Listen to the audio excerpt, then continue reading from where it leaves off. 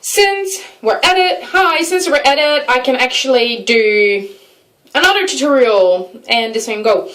And this time again a Sinar Tichel, but with Shira Tails. Different Tichel, different scarves, different strap.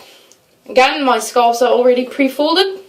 This one I got for Christmas in England. I have no idea where the person bought it who gifted it to me.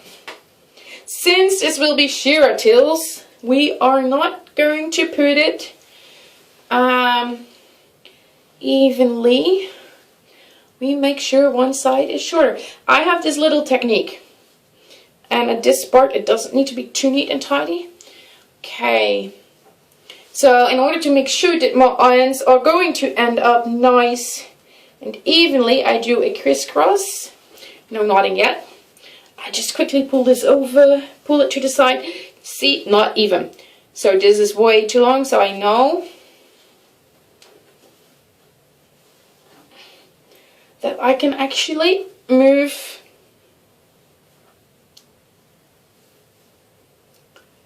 a little bit much more to the side. I do exactly the same thing again. I can already see it's not too short. So,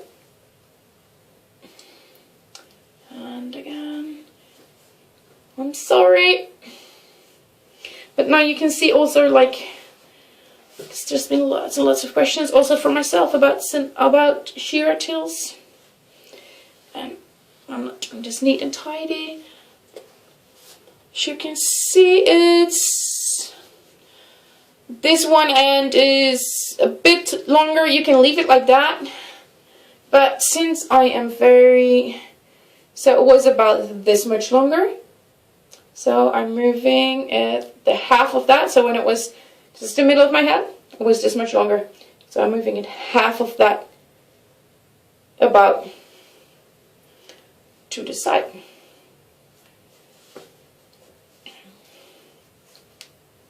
And this time, because I know I have the right length, I am going to make it sure it's neat and tidy in one go. And I did it a bit too far, but oh well. So as you see, I didn't do a single knot yet. I only crisscrossed. Now this part needs to go in here. I'm just looping it through.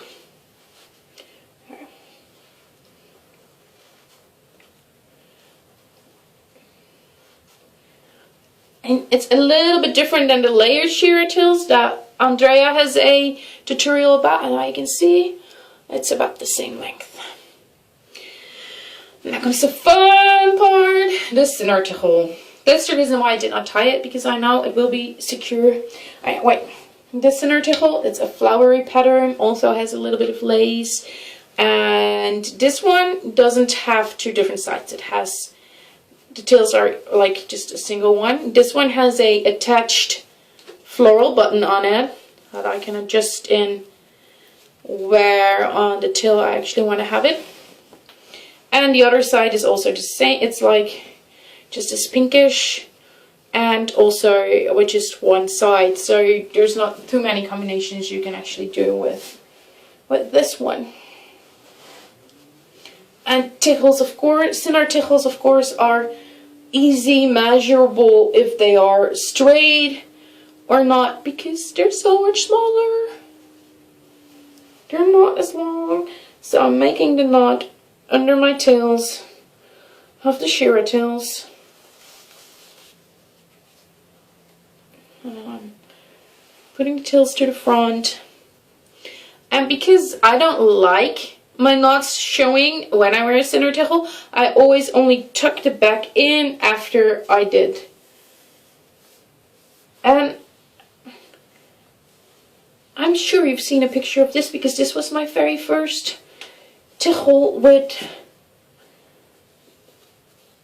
Shira Tails that I posted on the group side.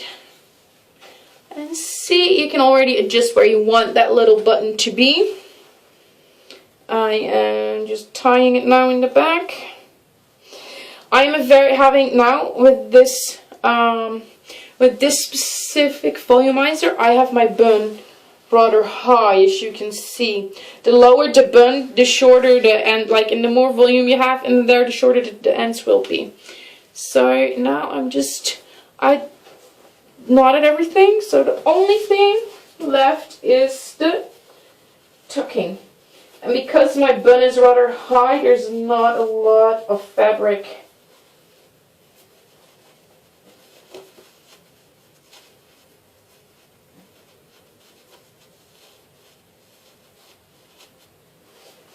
And you see here this little weird wobbly, flibbly, flabby. You just like try to pull it down and then tuck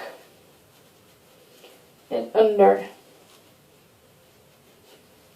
as much as you can, and the same here, tuck it under. Take that wobbly flaggy and shape your fabric. Well, I have no clue how it looks, so I am quickly going to take a mirror and look in my mirror, and I am quite pleased, honestly. So a quick round circle. I hope you liked it, and this was another Sinar Tichel, this time with Shira Tails. If there's any other tutorial you would like to see, with using mainly one hand, let me know, and I see what I can do. But post what you want, because I can't read your minds. Plus, usually there's like a whole ocean and continent in between us. Just let me know. Thanks for watching. Ciao.